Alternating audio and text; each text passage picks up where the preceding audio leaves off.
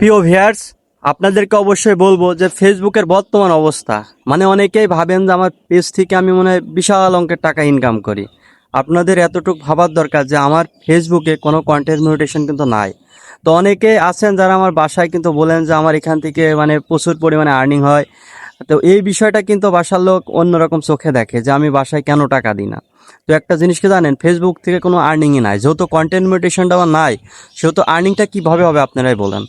তো আপনাদেরকে একটা কথাই বলবো, অযথা এইসব বলে ফ্যামিলির কাছে আমাকে একটু খারাপ বানাবেন না।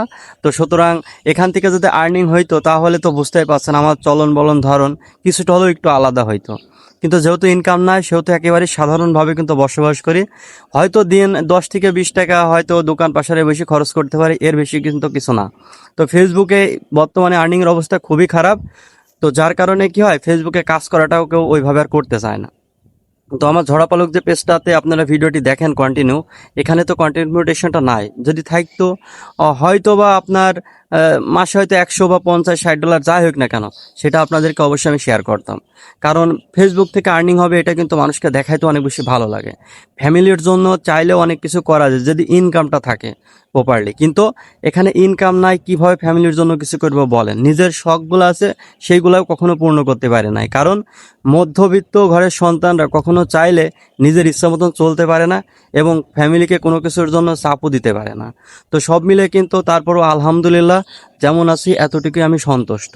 আর ফেসবুকে যে বিষয়টা, এটা যদি কপালে থাকে ইনশাল্লাহ একদিন সব কিছু ঠিকঠাক হবে, কন্টেন্ট মনিটাইজেশনটা পাবো এবং এখান থেকে কিছু না কিছু আর্নিং হবে আপনাদের দোয়া ভালোবাসায়।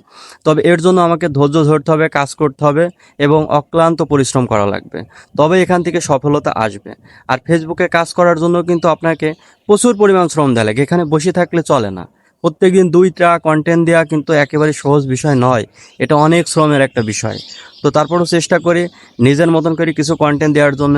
এখানে অনেক কিছু ভুল ত্রুটি হইতে পারে, আর এই ভুলগুলো অবশ্যই আপনারা একটু ক্ষমা দৃষ্টিতে দেখবেন। ছোট ভাই হিসাবে আপনাদের কাছে এতটুকুই অনুরোধ। যারা দেশ এবং দেশের বাইরে থেকে ভিডিওগুলো দেখেন সবাইকে অসংখ্য ধন্যবাদ।